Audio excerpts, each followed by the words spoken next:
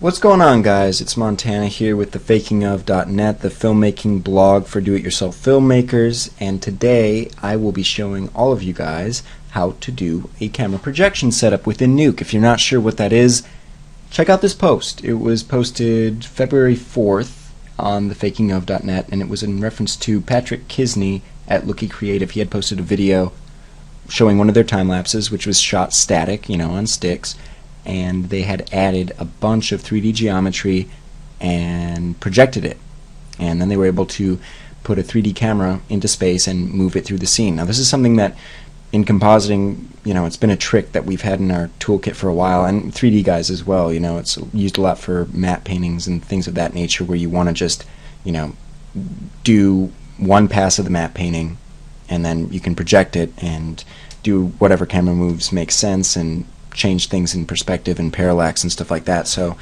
what's playing in the background right now is the opening to my reel a couple years ago.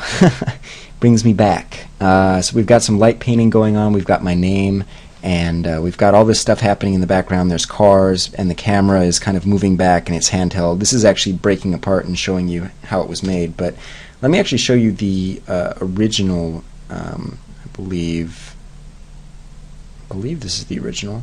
This is a breakdown, another breakdown, kind of showing you a little bit more in depth what's really happening here, what kind of layers we have. This is, I believe, the full piece, if I'm not mistaken. I could be mistaken, I'm not sure. But, you can see there's some parallax, there's difference in the ground as we're moving forward, slowly walking. And this is the kind of stuff that you don't get when you just use a still and you try and do push-ins or pans. You have the,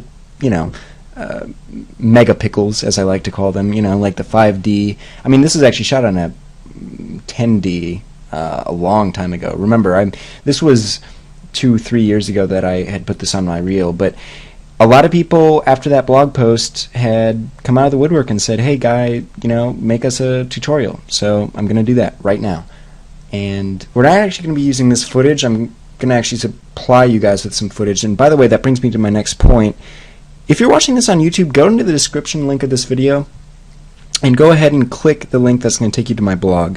And there will be a little form that you're going to fill out. It's just enter your email, hit send, and you'll be sent a link, a download link to all the footage that I'm using in this tutorial, along with Nuke stuff.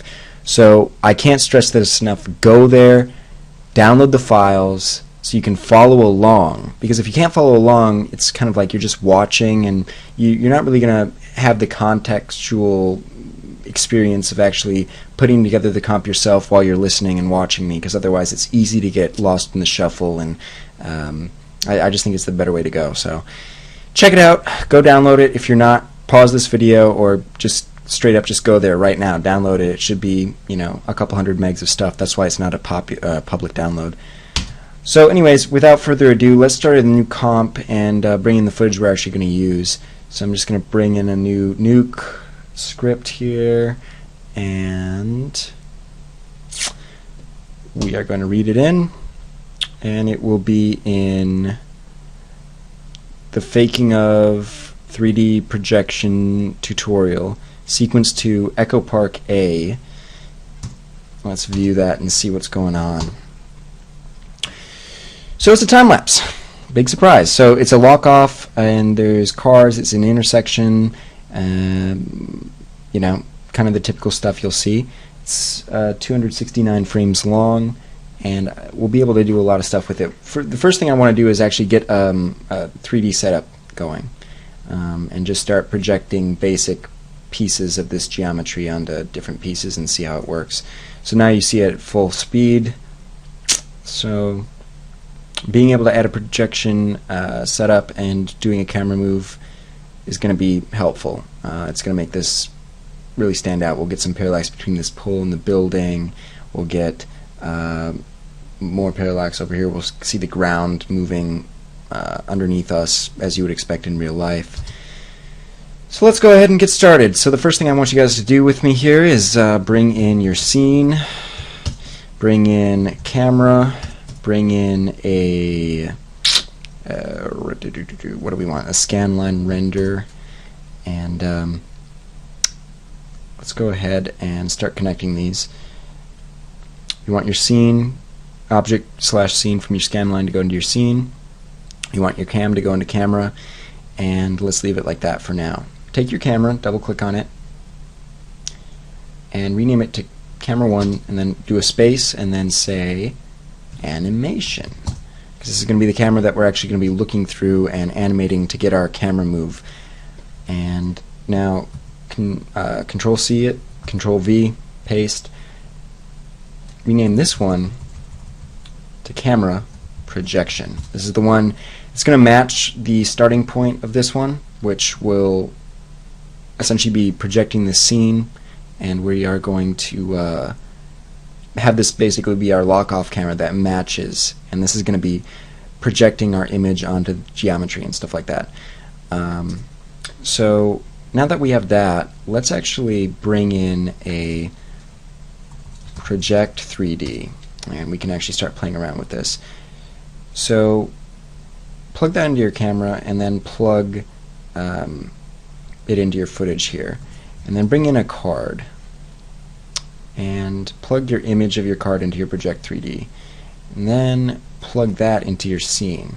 Okay, so here's what's going to happen. Look at your scene, and let's look at 3D. What's happening right now? Nothing is happening, and that is because we are way too close. Because right now we've got, if we actually turn off, let's just remove camera animation out of the equation here.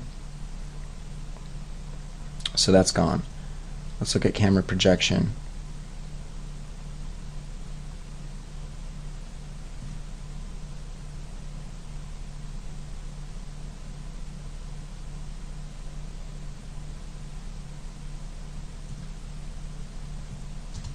It's not showing up camera projection. That's really strange.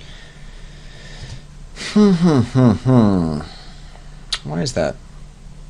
Camera animation is showing. Well, they're location matches anyways. You're going to see what I'm talking about in a second here. So let's go and double click your card.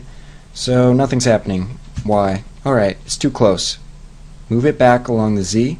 Look at this. As you move it back, this image is being projected onto this card. Okay? So if you rotate this, you're going to see it warp like this. So from our perspective right now, this looks funky, right?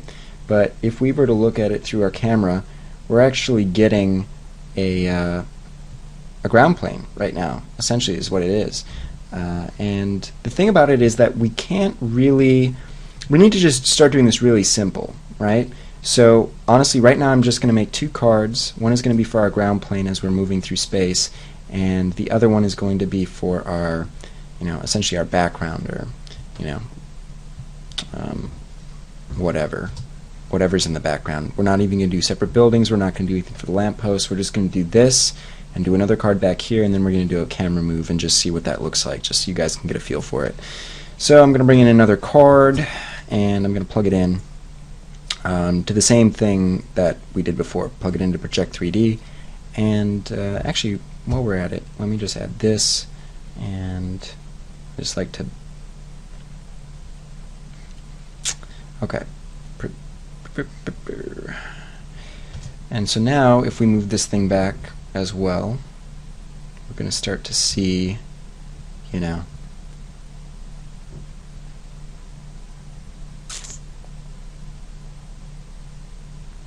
So right now our ground plane is going to clash with our background a little bit, so we might want to move that up there a little further.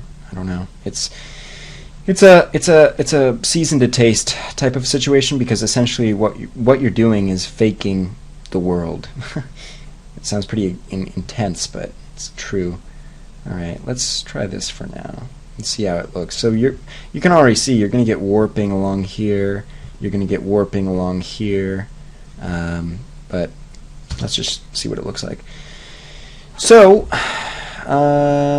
camera animation. Let's go back to 2D, by the way, and just look at this. So it looks normal right now, but as we move this camera through space, if you go up here to the Z And whoops, we need to be much.